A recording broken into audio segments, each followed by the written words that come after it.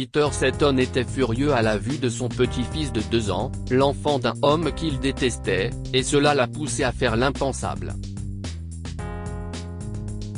Peter Seton a tapé du poing sur la table de la cuisine. « Vous allez faire taire ce gamin ?» hurle-t-il. De l'autre côté de la cuisine, sa fille Alice a pris son fils de 2 ans, Glenn, et a commencé à le bercer, essayant de calmer le bébé. Glenn avait ses dents qui poussaient et pleurait, ce qui était compréhensible, mais Peter n'avait aucune patience et aucune tolérance pour les pleurs du bébé. Alice fut choquée par le regard de colère et d'aversion intense que son père lança à son petit garçon sans défense. « Papa » a-t-elle crié. « S'il te plaît, papa, si est-il plus fort que lui. Il souffre. » « La douleur » cria Peter. « Qu'est-ce ce que cette stupide créature sait de la douleur ? Arrête » a crié Alice. « Ne parle pas de mon fils ainsi. Il n'est pas stupide, si est un bébé. Dégage » a crié Peter. « Prends ton morveux et va-t'en. Je savais qu'on en arriverait là quand tu t'es engagé avec cette ordure. Maintenant je dois t'entretenir toi et son enfant, et supporter ses crises de colère ? Va-t'en. » Alice regarda son père d'un air triste. « Oui, je vais partir, » dit-elle doucement. « Je ne resterai pas dans une maison où mon fils innocent est méprisé et détesté. Je préfère vivre dans la rue. Si est exactement là que tu finiras sans mon argent » a crié Peter. « Toi et ce morveux. » 1 heure plus tard, Peter était assis à la table de la cuisine, et la maison était silencieuse. Il pouvait entendre son souffle s'entrechoquer. Il a laissé tomber sa tête dans ses mains tremblantes. « Oh mon Dieu » a-t-il chuchoté. « Qu'ai-je fait ?» Peter était un homme dur, un homme ambitieux, et ses qualités l'avaient mené loin. Il était le vice-président d'une société internationale, il avait tout ce qu'il avait toujours voulu, sauf le contrôle absolu de sa vie. Personne ne contrôle jamais tout, comme Peter aurait dû le savoir. La vie nous envoie constamment des balles courbes, et Peter en a reçu plusieurs. D'abord, sa femme bien-aimée Marianne a succombé à un cancer, le laissant seul pour élever leur fille Alice. Alice est devenue le centre de son monde, et il n'était pas préparé à ce qu'elle tombe amoureuse d'un jeune homme de son travail, John Bradley. Peter avait apprécié John et le considérait comme son successeur le plus probable dans l'organisation. Mais c'était avant qu'il ne devienne le petit ami de sa fille, puis son fiancé. Cet homme prenait la seule chose qui restait à Peter. Il lui volait Alice. Quand Alice a annoncé qu'elle était enceinte, Peter est devenu furieux. Alice était désormais moins à lui. Elle était sur le point de devenir une épouse et une mère, et Peter ne serait qu'une petite partie de sa vie. Il ne pouvait pas le supporter, il ne le supporterait pas. Puis John s'est volatilisé, a quitté son travail, et a abandonné Alice et le bébé, ce qui signifie qu'Alice ne le quittera pas. Alice et Glenn étaient là 24 heures sur 24, mais le bébé était un rappel constant de John. « Qu'est-ce ce que j'ai fait ?» chuchote encore Peter. « Ma petite fille, dans la rue. » Il s'est levé d'un bond et a attrapé ses clés de voiture. Il a passé le reste de la nuit à conduire, à la recherche d'Alice et du bébé, en vain. Peter était pâle et pendant les 5 jours suivants, il a parcouru la ville à la recherche de sa fille. Il se rend à la gare routière, dans les refuges pour sans-abri et dans les hôpitaux. Il dépose même un rapport de personnes disparues auprès de la police. Personne n'avait vu Alice ou le bébé. Il semblait s'être évaporé dans la nature.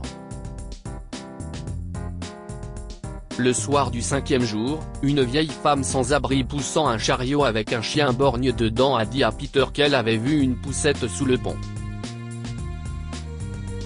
Peter a lancé à la femme un billet de $50 et a couru vers le pont. La poussette était là, sous le pont, et c'était la poussette d'Alice. Il y avait aussi une série de tentes et d'abris sommaires, et un groupe de personnes était réuni autour d'un feu. Alice a appelé Peter. Alice. L'une des silhouettes près du feu, une femme qui se tenait dans les bras de l'un des hommes maigres et débraillés, s'est retournée. C'était Alice. « Éloignez-vous d'elle », a crié Peter à l'homme. « J'appelle la police. » Alice, tout va bien, je suis là, tu es en sécurité. Alice s'est dirigée vers son père, mais l'expression de son visage était loin d'être accueillante. Qu'est-ce ce que tu veux ? Demande-t-elle. Tu veux appeler la police ? Vas-y. Dis-leur comment tu as ruiné ma vie. Dis-leur d'arrêter l'homme qui m'a accueilli quand tu m'as mise à la porte. Alice, je suis désolé. A dit Peter d'une voix plus calme. J'avais tort. Je t'aille chercher. Je veux que tu rentres à la maison. Je t'aime, Alice. Tu m'aimes ? Et mon fils ? Demanda Alice. Je préfère vivre sous le pont avec quelqu'un qui nous aime, Glenn et moi, plutôt qu'avec toi. Tu détestes mon fils, papa, et tu as ruiné son père. Peter réalisa alors que l'homme qui se tenait à côté d'Alice était John Bradley.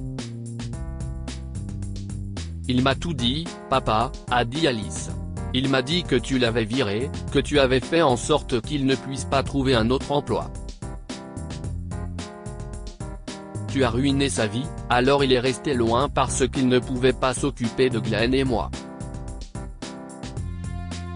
S'il te plaît, Alice, dit Peter. Je ne veux pas que ma petite fille vive ainsi. Je ne veux pas que mon petit garçon grandisse dans la haine, papa, dit Alice tristement. Il y a des choses pires que la pauvreté, et la haine en fait partie. Peter est reparti dévasté, mais il n'était pas prêt à abandonner. Quand Alice et John se sont levés le lendemain matin et sont sortis de la tente où Glenn faisait encore la sieste, ils ont vu une remorque garée sous le pont.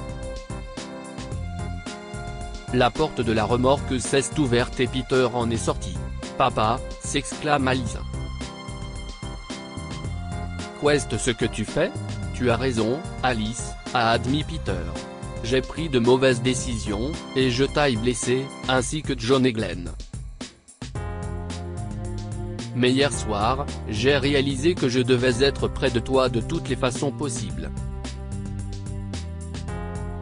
Mais, papa, a crié Alice. Tu as de l'asthme, si est-il le pire endroit pour toi. Tu as tort, ma chérie, a dit Peter. Où que tu sois, si est-il le meilleur endroit pour moi. S'il te plaît, donne-moi une autre chance. Laisse-moi essayer d'arranger les choses. Alice, John et Glenn ont emménagé dans la maison de Peter ce jour-là. Peter a avoué à sa fille qu'il avait peur de la perdre. « Papa », dit Alice tendrement. « Tu as deux personnes de plus dans ta vie, John et Glenn. Et Glenn a encore plus besoin de toi que moi. » Peter réembaucha John, et 6 mois plus tard, il annonça qu'il prenait sa retraite et que son nouveau gendre prenait sa place dans l'organisation. À partir de maintenant, a annoncé Peter, je suis un grand-père professionnel à plein temps. Que pouvons-nous apprendre de cette histoire ? Nous devons laisser nos enfants vivre leur propre vie. Peter avait tellement peur de perdre Alice qu'il l'a chassée. Il n'est jamais trop tard pour faire amende honorable. Peter s'est rendu compte de ce qu'il avait fait, et il a fait tout son possible pour s'assurer qu'il corrigeait ses erreurs, faisant réintégrer Jean et devenant un grand-père aimant. Partagez cette histoire avec vos amis. Elle pourrait égayer leur journée et les inspirer. Si vous avez aimé cette histoire, découvrez celle d'un militaire qui rentre chez lui et trouve sa fille en train de dormir sur le sol alors que sa femme et ses beaux-fils sont absents. Cette histoire est inspirée par l'histoire d'un de nos lecteurs et écrite par un rédacteur professionnel. Toute ressemblance avec de véritables noms ou lieux est une pure coïncidence. Toutes les images sont utilisées uniquement à des fins d'illustration. Partagez votre histoire avec nous. Elle changera peut-être la vie de quelqu'un. Si vous souhaitez partager votre histoire, envoyez-nous un mail à info@amomama.com.